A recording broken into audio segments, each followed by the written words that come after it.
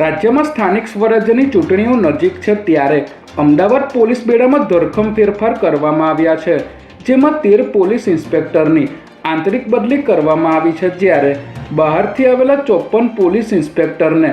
અમદાવાદમાં પોસ્ટિંગ આપવામાં આવ્યા છે.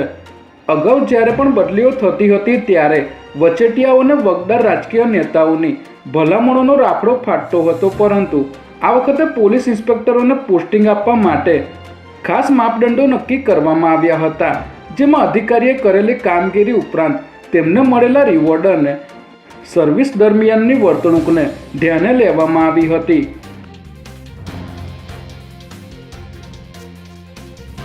અમદાવાદ મ્યુનિસિપલ કોર્પોરેશન દ્વારા શહેરમાં આવેલી તમામ હોટલો અને રેસ્ટોરન્ટને મિલ્ક પનીર કે એનાલોગ પનીરનો ઉપયોગ દર્શાવવા સ્પષ્ટપણે સૂચના આપવામાં આવી છે, જે અંતર્ગત વસ્ત્રાલ વિસ્તારમાં ભૈરવનાથ પંજાબી તડકા નામની રેસ્ટોરન્ટ દ્વારા પનીર અંગેનું મેનુ કાર્ડ પ્રદર્શિત કર્યું ન હોવાથી કોર્પોરેશનના ફૂડ વિભાગ દ્વારા સીલ કરવામાં આવ્યું છે, જ્યારે ગોતા વિસ્તારમાં આવેલ કૃષ્ણા ડેરીમાંથી 140 કિલો અને નરોડા વિસ્તારમાં આવેલ રાધે ડેરીમાંથી 104 કિલો શંકાસ્પદ પનીરનો જથ્થો જપ્ત કરવામાં આવ્યો છે.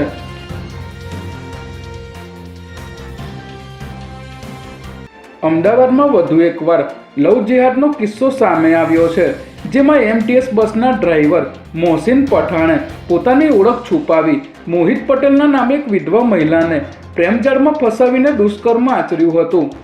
આરોપીએ ખોટું આધાર કાર્ડ બનાવી મહિલાને અલગ અલગ હોટલોમાં લઈ જઈ લગ્નની ખાતરી આપી અનેકવાર શારીરિક સંબંધ બાંધ્યા હતા. જોકે મહિલાને શંકા જોતા તેણે આરોપીનો મોબાઈલ ફોન ચેક કરતા સમગ્ર ભાંડો ફૂટ્યો હતો, ત્યારે પીડિત મહિલાએ ઓઢવ પોલીસ સ્ટેશનમાં ફરિયાદ નોંધાવતા પોલીસે તાત્કાલિક પગલાં ભરી આરોપી મોહસિન પઠાણને ઝડપી લીધો હતો.